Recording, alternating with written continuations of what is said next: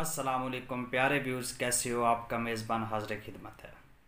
नक्सीर क्या है और इसका इलाज क्या है, आज आप लोग के साथ ये शेयर करने चाह रहा हूँ।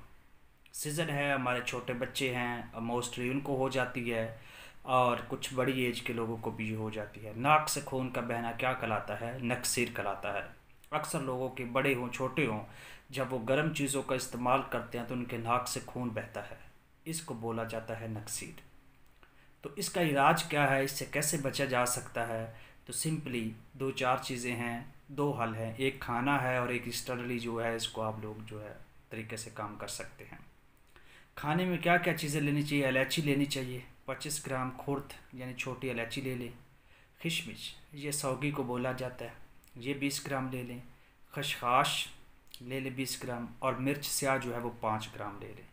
चार चीज़ें: इलायची, स्याह मिर्च यानी ब्लैक पेपर, खशमिश यानी जो हमारे पास जिसको बोला जाता है सौगी, और खसखस। ये चार चीज़ें लेकर इनको आप ग्राइंड कर लें। सादा सी आप इसको ले सकते हैं और सुबह खाली पेट इसको आपने पानी के साथ इस्तेमाल करना है। एक तो आपने ये काम करना है। दूसरा, फटकड़ी ले लें सफ़ेद, उसको पानी में हल कर लें। ये फटकड़ी आम इस्तेमाल होती है।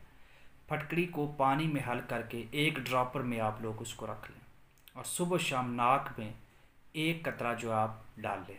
कोई नुकसान नहीं है, आपकी जो नक्सीर है वो बिल्कुल बंद हो जाएगी और अगेन दोबारा होगी भी नहीं।